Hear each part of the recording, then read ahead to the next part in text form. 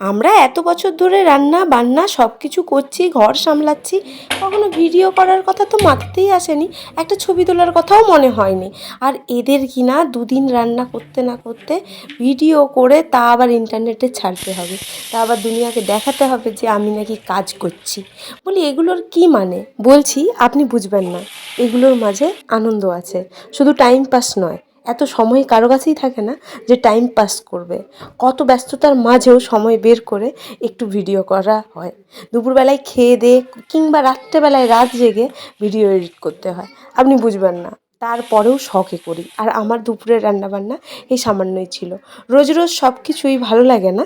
তো আমারও তাই, রোজ রোজ রান্নাবান্না ভালো লাগে না, মনে হয় বাইরে খাই। কখনো কখনো ভালো লাগে, তখন মনে হয় করি। ব্যাস, এই সব কিছু নিয়েই আমার জীবন চলছে এবং খুব সুন্দরভাবে চলছে। কারো নাক গলানোর কোনো প্রয়োজন নেই। স্নান করে চলে এসেছি, আর আমার পরিস্থিতি কিছুটা এখন এই রকম।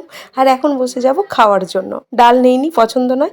আরও একটা তরকারি হয়েছিল ডাঁটা আলুর, ওটাও নেইনি, ভালো লাগছিল না। এই দিয়েই আমি আমার লাঞ্চটা শেষ করলাম।